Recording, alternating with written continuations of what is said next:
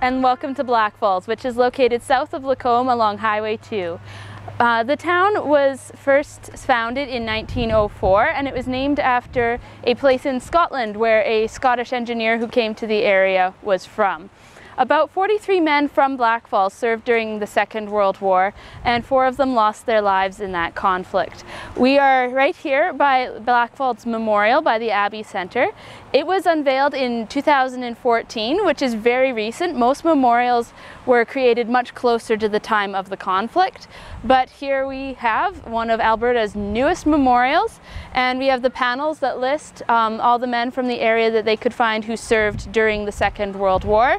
So it starts over on the second panel. Prior to that, it's First World War, and carries on over 3 panels with a few more people who served in Bosnia and Afghanistan. So now that we've introduced you to the town, we're going to head over to the WWII Centre where they're going to share one of their stories from their community.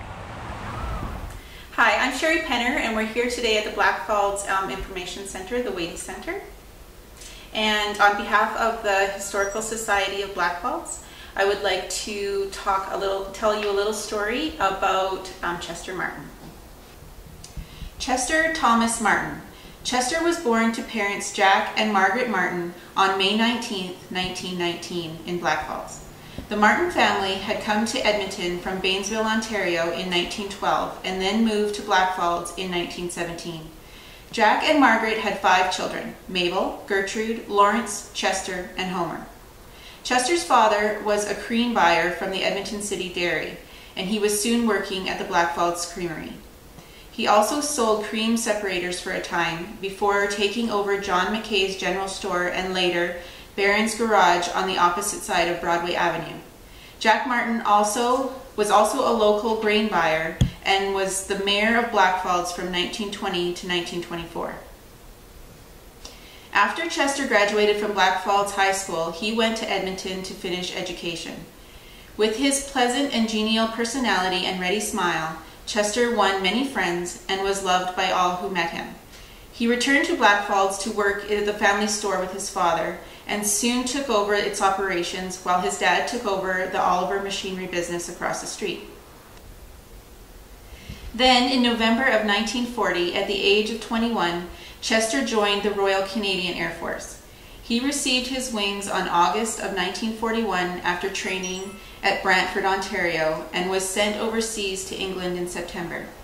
He held the rank of sergeant with the No. 22 Operational Training Unit, and while piloting a Wellington bomber aircraft 9640, on the return flight from a run over Germany, he crash-landed short of the runway at his home base in England.